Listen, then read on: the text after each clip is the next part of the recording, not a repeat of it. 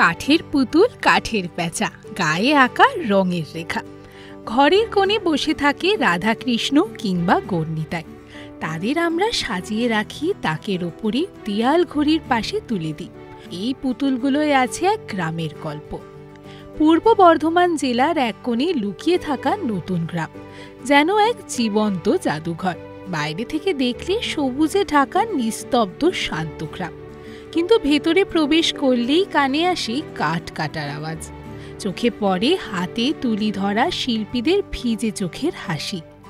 এখানকার প্রত্যেকটি পরিবার যেন এক একটি কারখানা, আর প্রত্যেক শিল্পী যেন এক একজন নীরব কথক, যাদের হাতের ছোঁয়ায় কাঠ হয়ে ওঠে জীবন্ত ইতিহাসের পাতা।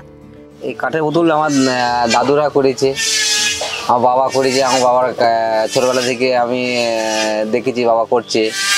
পড়াশোনা করতে করতে আমরা এই যে কাঠের সব গৌরনিতাই হতো, গৌরনিতাই হাতগুলো আগে করতাম, ছোটো ছোটো গৌরনিতাই হাতগুলো করতাম। সেই দিকে শেখা, মানে চোখের দিকে শেখা। বাবা করতো এই গৌরনিতাই হাতগুলো, আমরা সবাই বাবার সঙ্গে একটু সহযোগিতা করে দিতাম। আগে যেমন ধরুন চিরাই কল ছিল না, মানে করাত দিয়ে কাটতে হতো, বড় করাত দিয়ে বাবার সঙ্গে একটু টানতাম। দুজনে লাগতো, একজনে ঠেলতো, একজনে টানতে হতো। সেইগুলো এই করতে করতে সেই করেই শিখেছি। নতুন গ্রামের উৎপত্তি যেন নিজেই এক উপকথা। এক সময় চারপাশে ছিল ঘন জঙ্গল, গাছের সংখ্যা ছিল মানুষের চেয়েও বেশি। সেই জঙ্গলে কাঠ কাটতে এসেছিল একদল কাঠুরে।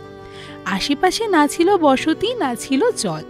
স্থানীয় জমিদার ঘোষাল পরিবারের খনন করা দীঘল পুকুরি পরিণত হয় জনবসতির মূল ভিত্তি হয়ে। গড়ে ওঠে গ্রাম, নাম রাখা হয় নতুন গ্রাম। নতুন গ্রামের গর্ব শিল্পী স্বয়ম্ভুনাথ ভাস্কর। তার হাতে তৈরি ভাস্কর্য তাকে এনে দেয় জাতীয় স্বীকৃতি। 1966 সালে রাষ্ট্রপতি ডক্টর সর্বপল্লী রাধাকৃষ্ণনের হাত থেকে পুরস্কার গ্রহণ করেন তিনি।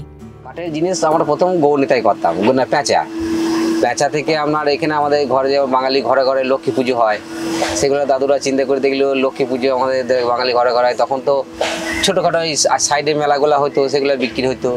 গ্রামে ধরুন গ্রামগঞ্জে এই কাঁয়ের আটা দিয়ে আগে হতো। কিছু ওই আশপাশে গ্রাম থেকে আসতো, এই তিনজনের প্যাঁচা হয় বলে ওই প্যাঁচা নিয়ে যেত আর কাঁই দিয়ে যেত। মানে তেঁতুলের যে বিচি কাঁইগুলো না, ওইগুলো দিয়ে আটা হতো, দিয়ে ওইগুলো গোলা খড়ি দিয়ে প্রায় মতন হতো। ওইটা আটা, যেমন ধরুন ওই বাবলা গাছের আটা। এখন তো ফেভিকল আর আটা উঠেছে, তখন তো অত ছিল না। তখন আপনার ওই যে বাবলা গাছের আটা ওইখানে নিয়ে আসতো, নিয়ে এসে জলে ভিজিয়ে ওই আটাটা বেরোতো, ওই থেকে তৈরি করতো। এক সময় সারা বাংলার ঘরে ঘরে নতুন গ্রামের কাঠের প্যাঁচা ছিল সৌভাগ্যের প্রতীক। কিন্তু সময়ের সাথে সাথে বদলেছে বাজারের চাহিদা। শুধু প্যাঁচা বা মূর্তি বানিয়ে সংসার চালানো কঠিন হয়ে পড়েছিল। চাহিদা কমে আসে। অনেক শিল্পী ব্যবসা ছাড়ার কথা ভাবেন, কিন্তু নতুন গ্রামের শিল্পীরা হার মানেননি।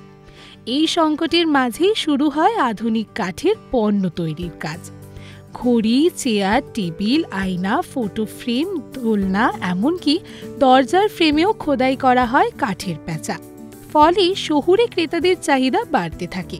শুধু বাংলায় নয়, দেশের বাইরেও পৌঁছতে শুরু করেন নতুন গ্রামের হস্তশিল্প।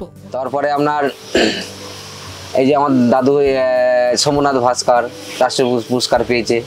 উনি কলকাতার থেকে কিছু লোক মাস্টার ওনার নিয়ে গিয়ে ওরা আরও নতুন কাজ শিখিয়েছে। এবার কাজ শিখে সেইগুলা বাইরে আপনার কলকাতা বাজারে বাইরে অনেক খুব চাহিদা হয়েছে। সেই থেকে আপনার গ্রামে সব জায়গায় শিখিয়েছে। কারণ গ্রামের দাদুরা 3 ভাই ছিল, 3 ভাই তৈরি করতো। আর গ্রামে সবাই তৈরি করতো না, দাদুই করতো। এবার গ্রামে সবাই এখন শিখেছে। দাদুর ভাইরা একটু গান করতে পারতো, এসে বাড়িতে আসতো, গান বাজনা। আমাদের এখনও কলের গান আছে। দাদুরা মানে গান করতে পারতো, মাটির ঠাকুর করতে পারতো। এসে যত গ্রামে আশপাশে গ্রামের লোক সব এসে দাদুর কাছে এসে বসতো, গল্প করতো, কাজ শিখতো, কেউ গান শিখতো, রামযাত্রা করতে পারতো দাদু। এই করে আপনার কাঠের কাজটা দাদু আগে আমাদের পাথরের কাজ করতো। মানে বহু যুগে দাদুর মুখে গল্প শুনেছি, আর ঠাকুমার মুখে গল্প শুনেছি। দাদুর করে আমি দেখিনি, কিন্তু ঠাকুমাদের করে আমি দেখেছি। ঠাকুমার গল্প করতো যে দাদু রামযাত্রা করতো। আর এক দাদু আপনার যে সোমনাথ ভাস্কর, উনি ওই শিল্প নিয়ে খুব বেশি চর্চা করতো।